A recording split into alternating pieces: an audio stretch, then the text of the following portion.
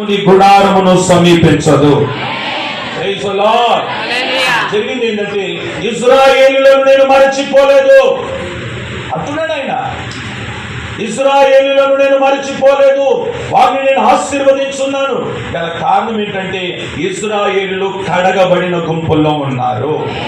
ఆమె చెప్తామా? రెండవ విషయం గమనించండి, అక్కడ రాయబడిన మాట ఏంటంటే అహరోను వంశస్థులు అని అందరూ మాట గట్టిగా ఇంకొంచెం గట్టిగా చెప్పండి.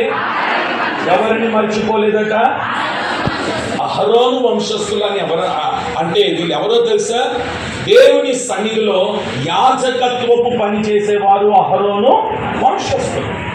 వారిని ఏమంటున్నాడు? నేను మరచిపోలేదు. నేను అంటాను, ఇక్కడ కూర్చున్న దైవజనులందరూ కూడా యాజకత్వం చేసే అహరోను వంశస్థులు. మరి ఈ యాజకత్వం చేసే అహరోను వంశస్థులను దేవుడు మరచిపోలేదు అని అంటున్నాడు కదా. మరి